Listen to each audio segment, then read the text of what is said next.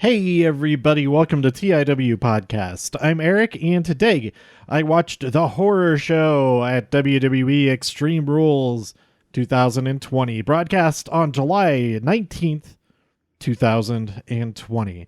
I'm recording this the next day. Hopefully, I can get back into doing the more frequent podcasts now that I've found a pretty good groove over on twitch.tv/thedemonjackal. I even might start doing these podcasts over there on that stream. But for now, back to the good old days of recording into, well, it's not really the good old days. I have been continuously doing this, just not as frequently, recording these episodes. So hopefully no longer will I wait until the end of the week to get caught up on everything, but instead just record about the previous night's stuff the next day, starting right here with the horror show at WWE Extreme Rules, where we had the kickoff. On the kickoff show, we had one match, which was announced just before the show. Buddy Murphy versus Kevin Owens. It was pretty good. We got a great, what do you even call that? A hop-up moonsault by Kevin Owens. It's always great to see him bust out that move, but it wasn't enough. Murphy kicked out, but Kevin eventually hit that stunner after, I think he hit a super kick first. Super kick, and then the kick to the gut, and then the stunner got the win. And so the side of the forces of good prevailed so far on this show that would quickly turn around as the entire rest of the show, the evil people won everything. Spoilers, all of the bad people won, except for Drew McIntyre. Drew McIntyre won. He's not a bad guy. But all the other bad guys won, which I am totally fine with because I like all these bad guys, and I would have been totally fine with them losing too. But I'd say my predictions were fairly close. I didn't know about this match, so I didn't predict anything for this match. But the opening match of the show itself was fantastic, as I expected. The tables match between the New Day and Cesaro and Shinsuke Nakamura was incredible. There's a great moment where I think it was Kofi went for a big dive to the outside. He was going to hit, I think Cesaro, I think, was laid out on a table, but Shinsuke and Cesaro had gathered themselves, come to their senses, gotten up and lifted up that table and used it as a wall. Kofi just slammed right into that. That looks super painful. But the New Day set up a couple of tables, a big stack of tables, just two tables. It wasn't a big stack. It was two tables, one on top of the other, all set up. And that was the structure that Kofi ended up getting power bombed through. I think that was a power bomb. Technically, it might have been something, technically a different move than that. But Cesaro hit that move, and it was so brutal, so painful looking. I am not sure Kofi even survived that. But upon the slow motion replay, so it was a tables match, so that won the match. And Cesaro and Shinsuke Nakamura are the new champions. I'm really happy about that because Cesaro's awesome, and he needs to win all the championships as much as possible in incredible matches like this. But anyway, on the slow motion replay of that spot, it was about as perfect, in my opinion. It was about as perfect as that could have gone, as far as just hitting it right centered, the front to back placement of Kofi onto the tables seemed to be right on, because any further in either direction, it could have been made that a lot more painful. Maybe. I'm not saying that it wasn't painful. I am certain it was incredibly painful, but I think it looked to me that it was as safe as that could have been. And that's big ups to the Swiss Superman, Cesaro, for just being incredible at every single thing he does, including winning the SmackDown Tag Team Championships with his second partner that he's won these championships with. He's won the SmackDown I think he's won the SmackDown tag titles. Or is this the first time Cesaro has won the SmackDown tag titles? I can't remember if the Bar only ever won the Raw tag titles. I'm going to look it up. Cesaro. Here we go. Cesaro. Let's look at his accolades, his awards, his championships down at the bottom of the page. We have in WWE. Okay, the Bar has won the SmackDown Tag Championships. So there you go. There you go.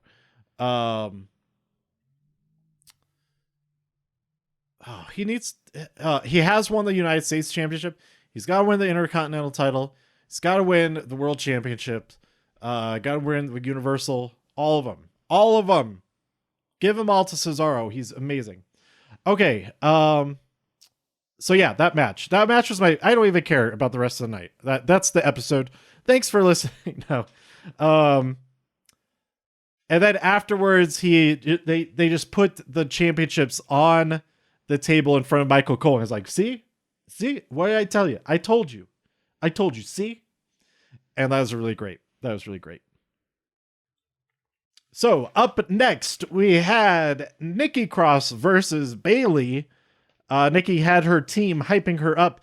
Asuka, Kairi, and Alexa were all there backstage hyping her up for the match. Everybody had great words of wisdom, but then Kairi says, even if you lose, we'll still be your friends, which is really nice, but this was after everybody was like, we believe in you, you can do this, and all that. And then Kairi's like, but if you do lose. So I thought that was pretty funny. But oh man, Bayley was so entertaining to watch this entire show. Every single time she was on, she did something hilarious. During this entrance, she was like, she had the SmackDown Women's title around her waist, and she was like banging it against the glass. I'm saying it that way is really weird, but she was just thrusting her hips into the glass, flaunting it at the audience. It was great. But anyway, Bayley wins after using the boss knuckles. Why didn't anybody call them the boss knuckles instead of the brass knuckles? And I think one of them even said, I think it was Corey, he was like, that thing that Sasha wears on her hand. It's a ring.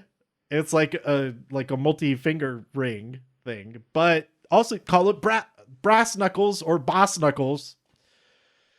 I think it's a great pun that was not used, but maybe they'll use it when explaining what happened next time on SmackDown. Well, they'll probably talk about it a bit on Raw as well. So yeah, Bayley is still the champion. Then we had a little bit of Vampire Bray Wyatt, where Rambling Rabbit played the wrong footage. He played the the karaoke stuff. So if that karaoke stuff was entirely just to end up being a reference here, then it was kind of worth it. But it was, I mean, they're making the best of it. May as well poke some fun at it. Then we had MVP come out as announced that Apollo Crews did not pass his pre-match medical clearance examination.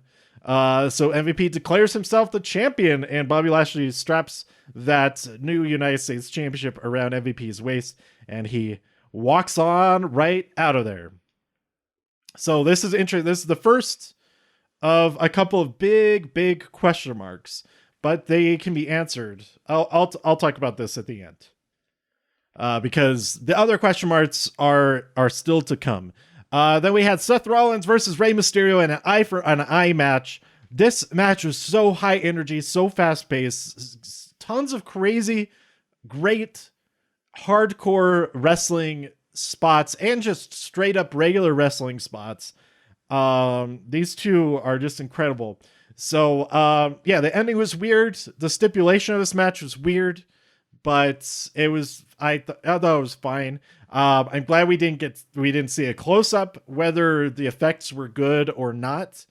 We did not have to see a close up of that, but apparently Seth Rollins actually threw up. I only saw him gagging, and then I was looking down my phone, searching for gagging gifs to send to one of my chats. And so I guess when I was doing that, he actually did throw up. So I didn't mind it because I didn't see the actual throwing up, but I could totally understand being super grossed out by that. I thought it was really funny when he was just gagging at what awful thing he just did. But anyway, Seth Rollins wins because Ray's eye gets gouged out on the corner of the steel steps there. Even though Seth had prepared by bringing some pliers, which would have been really gross.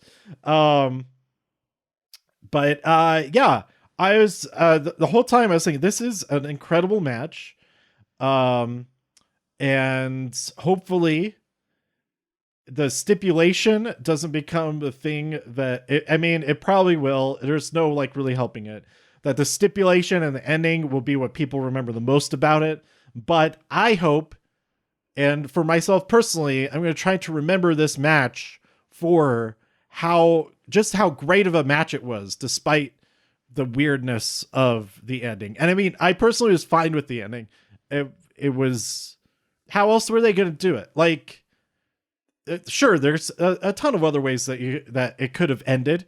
It could have been, the match could have been ended before the eyes got even evolved. Somebody comes out and was like, no, this is, okay, we made a mistake. Why is, but then that would be just as, it would be just as weird of an ending as anything else. I think there is they could have just not had the match like this to begin with. Sure, that's probably the most ideal situation. Just make it a no holds barred grudge match type of thing. But yeah, I guess we'll see what happens with Dominic, especially. Ray is probably out of action for a while, although he's been wearing the eye patch anyway, and it's that same eye. So when he quote unquote heals from it, he would just be just as capable as he had been before. I don't know. Anyway, we'll see what happens. A lot of this stuff this isn't one of the big question marks for me, but it is still a question mark. What is going to happen going forward? And when I say there are big question marks, I don't mean that as a negative, as criticism of this should have been answered right now or anything like that. I just think these are the big things that hopefully will be the big story points moving forward, that we will get answers to these questions and so forth. And I realize sometimes, maybe more often than not, it depends on how you look at it, I suppose, on which big questions you choose to focus on. But sometimes they don't. Sometimes they don't get answered. We don't know who the hacker was. We don't know if that will ever get brought back as a storyline or anything like that. That's the most recent big question that I think everybody's wondering about. So I fully expect there to be some type of follow-up with what's going on here, for sure. Whether it's, okay, well, Ray is gone now, or is he going to quit? Is he horrified at what he's become? I don't know. Is Murphy horrified at what Seth has become? We don't know yet. Maybe we'll see that on Raw tonight. Backstage, Bayley asked about what just happened. She seems horrified, but she wants to assure Ray, if he has a chance to see this interview, she wants to assure him that he has not seen that Bayley is still Bayley Dos Belts. It's so funny. And yeah, that segued very nicely into the next match, which was Asuka versus Sasha. Another controversial match, another very questionable ending. I admit, I totally understand those who are not on board with enjoying the absolute chaos of what happens at the end of this match. However, I hope that we can all agree that this entire match, before the moment when the referee was sprayed in the eye with green mist. I hope we all can agree that everything before that was fantastic. There's a little bit of wonkiness from the German suplex, the super German suplex that Sasha landed on her knees and was bringing down the knee pads, and then there's some reversals that were kind of, anyway, I don't want to get into the weeds of that. That's all just kind of stuff that could happen just in any wrestling match. I'm talking about the story stuff that I totally agree that it is super weird, super bizarre, but I personally really enjoyed it. But yeah, the match was fantastic. I hope we get to see these two fight each other again real soon. I think we kind of have to, like, as soon as possible to resolve what the heck went on, because the referee gets sprayed in the eyes with the green mist, and Bayley, she hits Asuka in the back of the head. After, like, right before this, there's all kinds of stuff, like with the titles, and the referee's like, "Hey, what are you doing?" And Bayley's like, "I wasn't doing anything," even though she was standing in the ring. She's not in the match. She's holding the championship, obviously about to hit Asuka with it. She's like, "I wasn't doing anything." And then the referee, "Get out of here." And there's like all that. And while she's doing that, Asuka prepares green mist to spray Sasha in the face, but Sasha ducks out of the way. She's learned to avoid that, which is a great reference to, because they faced off, or Sasha fought Io and then was sprayed in the eyes by Asuka. And so Sasha learned from that, ducked out of the way, avoided it, and that caused the referee to be blinded. Bayley hits Asuka back of the head with the championship belt. The referee is not recovering quickly at all. So Bayley, I thought she was like pulling the referee over to be like, "Oh yeah, count it. No, she was stealing his shirt. She became the referee by stealing his shirt, which, as you know, is the universal sign of being a referee, of just wearing that shirt.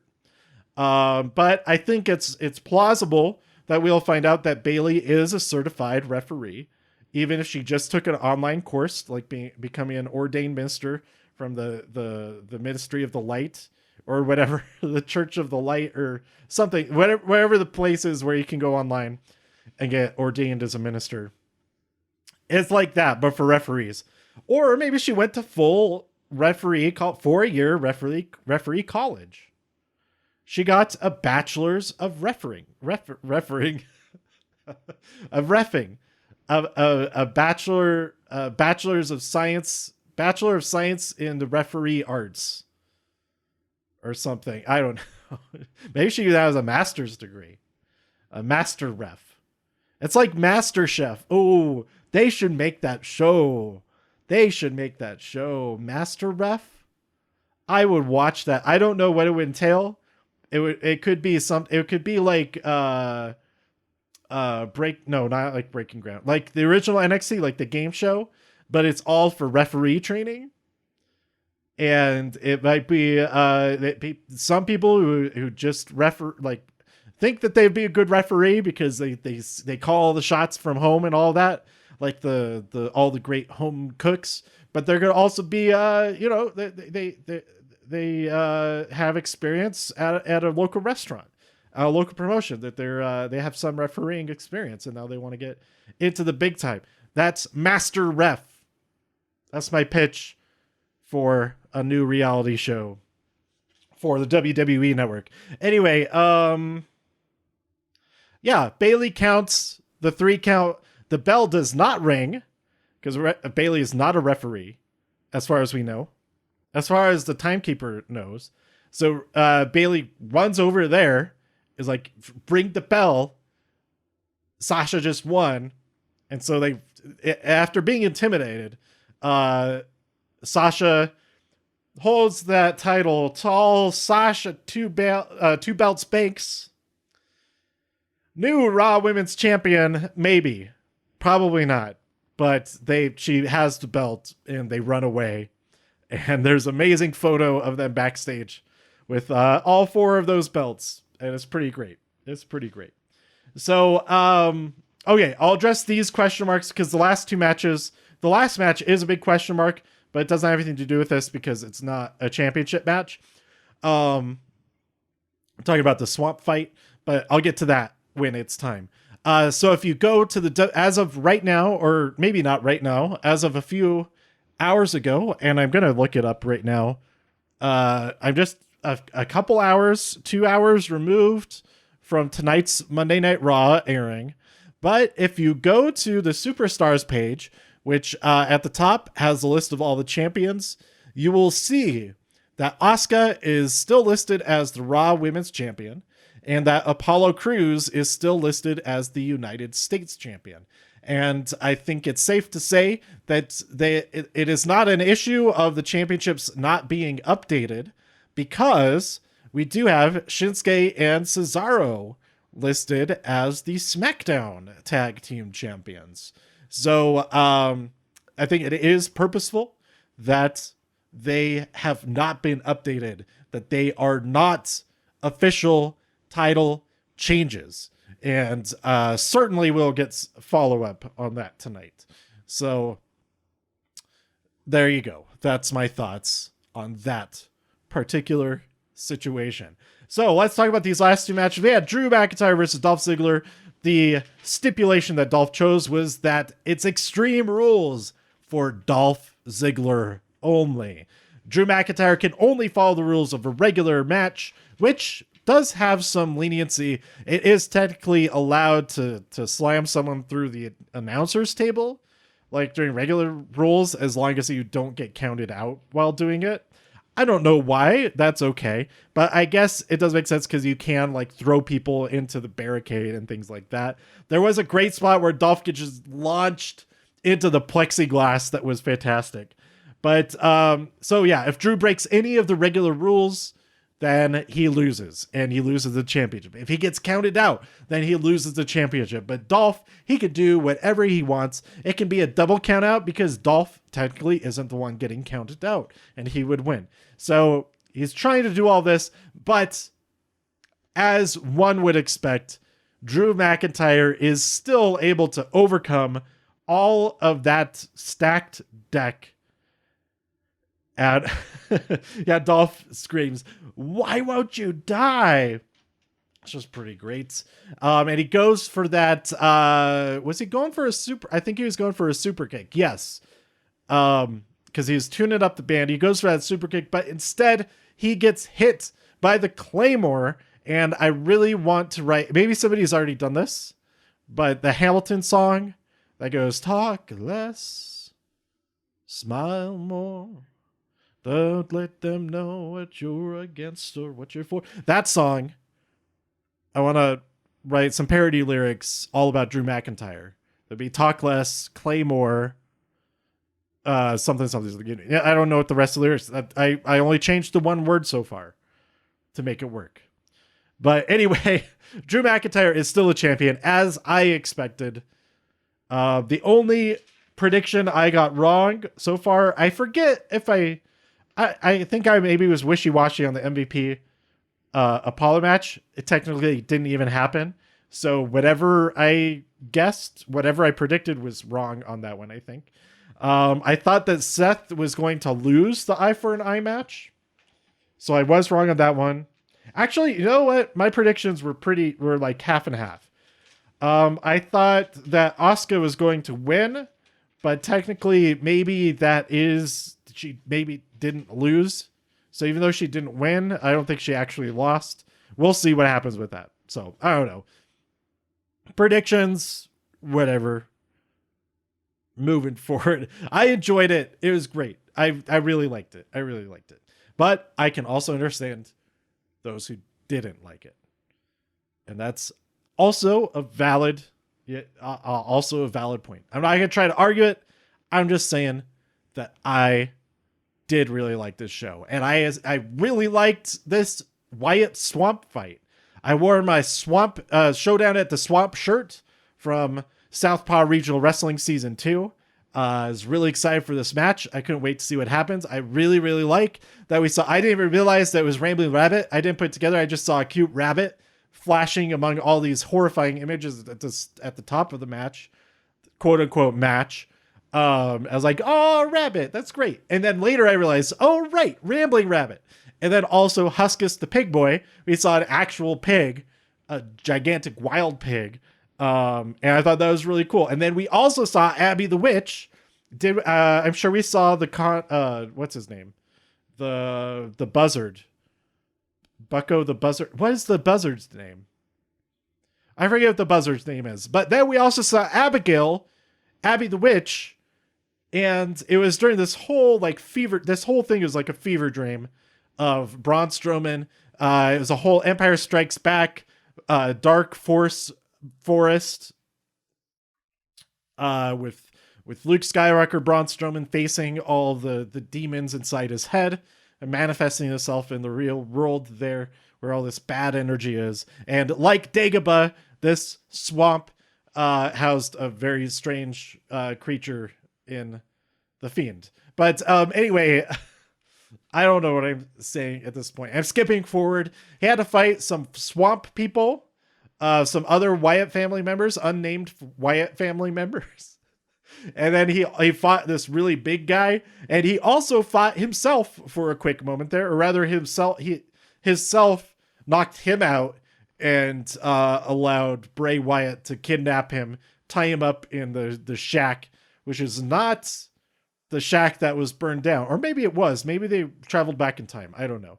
But after he was held hostage inside of that that workshop or whatever with all the junk inside, Bray allows Braun back out into the swamp. Braun fights off this pretty tall guy, but he sets this guy, he throws this guy at the fire. There's a big old bonfire going, and he throws him at the fire, and the guy catches fire, and he just goes off into the wilderness, probably to be extinguished. It's wet out there. It probably didn't start a wildfire. Plenty of moisture to keep that from spreading, so I'm not too worried about that. But that stuff was really cool. And then he and Bray just go at it. He ends up knocking Bray off. Oh, but before that, he is tempted by the siren of Abigail. Well, before he gets transported back out to the swamp, he gets bitten by a giant snake that's being held by Abby the witch, or Abigail, Sister Abigail. And she's wearing this weird like hood, mask, veil thing, and has this gigantic snake that bites Braun, and then he wakes back up in the swamp. But then he's tempted by this siren song of Abigail, and it's Alexa Bliss. Now, I don't think that Abigail is Alexa Bliss, or Alexa Bliss is Abigail. It's like this personification of his like deepest desires, the deepest, darkest bad thoughts, and all that kind of, or that just that temptation that it's Bray Wyatt and the Fiend trying to manipulate Braun Strowman. That's all. So I think it was really cool that it's like, again, it's like him imagining himself attacking him. Also, this relationship with Alexa Bliss coming back to mess with him. And to see her as Abigail, though, is really cool. Although if anybody's saying like, oh, she's Abigail all along or anything like that, I don't think that's what it is at all. I think it's just this whole force, dark side of the forest type of thing. There's probably a better analogy for that part, I think, but a lot of it, you're in the swamp, there's frogs, probably poison dart frog. Those don't live in a swamp, but there's all kinds of weird stuff that can make you start hallucinating and all that kind of thing, especially and he was just bitten by a snake. So there's that as well. But if it turns out Alexa Bliss actually is straight up Sister Abigail and is just her all the time, I think I'd be okay with that too. But I don't think that's the case. So yeah, he does that. Then he's fighting with Bray, and then he knocks Bray off of the dock into a boat, and the boat goes zipping off into the into the swamp. And then the boat comes back and it's empty, and then Bray is back. I don't remember exactly what happened at this point, but he knocks Bray off into the water, and it's quiet. He is drowned. Maybe there's just a glug glug glug. Still, the sound cuts out. The copyright logo is on the screen. And then Bray pops out of the wire, grabs it with the mandible claw, and drags Braun under. Now, there is somebody like comes out of the wire. I couldn't tell. I thought it was Braun because he says Bray when he comes out. But, I have to look. I think it was Braun saying Bray when he like kind of just comes out of the water like real quick. It's so quick. It's dark. It's hard to tell. They both have big old beards. So I'm not entirely sure. And I did watch it back a couple of times, and I'm still not sure. It makes more sense for it to be Braun. But anyway, then we don't see either of them again. We just see the Fiend emerge from the swamp, and that's how we end the show. The Fiend lives. The Fiend has been awakened. Braun Strowman was not able to stop the Fiend from arriving, and that is pretty cool. I like it. So yeah, that was the final question mark of the night because that was the last thing that happened. What's going to happen next? I don't know, but I'm excited to find out. Is Braun going to be, is he still alive? Is he going to come back as old Braun? Does Braun Strowman now embody the Fiend? Maybe. That would be interesting. If now he has maybe not the exact same Fiend mask, but if he has a Fiend mask and we're starting this new Fiend family, Firefly Funhouse Fiend family, FFHFF, that would be pretty cool because Bray is talking to him. He's like, I don't want to hurt you. I want you to join me because we could be gods. And if they are joined forces, they could win all of the championships in all of WWE, just destroy everybody. Maybe recruit a couple more swamp people. I don't know. They don't have to be swamp people. But the guy that caught fire, he's got to be itching to do something. I know. He's definitely itching because burns itch when they're healing. What am I saying? I don't know. Anyway, I liked it a lot. This pay-per-view is really good. Really enjoyable. Yeah, some of the endings of matches were weird. If this is a normal wrestling show and all this happens, you'd be like, why did that happen? And even being the wrestling show that it is and all this of that is, why did they have that happen? But the show is called Horror Show at Extreme Rules. It's been set up that all kinds of weird stuff is happening going into it. There's going to be weird stuff that happens during the show. It would be really weird. I appreciate that there was actually extreme stuff that happened on this show. The last couple of years of Extreme Rules is like, oh, okay, it's a chairs match. Great. Oh, okay, there's a ladder match. Okay.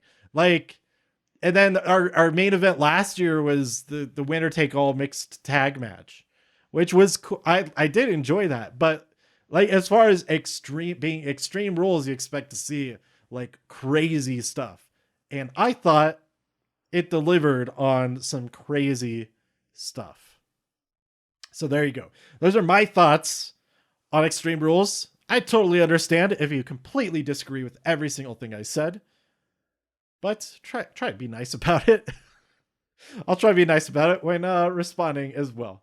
Or if you're not being nice about it, then I won't. Then I'll just not respond. But yeah, I think that's the great thing about all TV shows and movies and wrestling. All that is that there's stuff you like, there's stuff you don't like. Hopefully, focus more on the stuff that you do like. And if there's stuff that you don't like, just move on to the next thing. Switch, watch the next episode. Or if you're really sick of it, watch something else. Take a break from wrestling. It's all good. It's all good. We all just got to do what we can to stay sane right now. And speaking of Kairi Sane, it's been announced that we're going to have Bayley versus Kairi Sane tonight. Pretty excited for that. And obviously that means we're going to get some follow-up right away with that whole Sasha Banks Raw Women's Champion situation, question mark? So there you go. That's all I've got to say. I could probably say a whole ton bunch more about all of this, but I will leave it at that for now.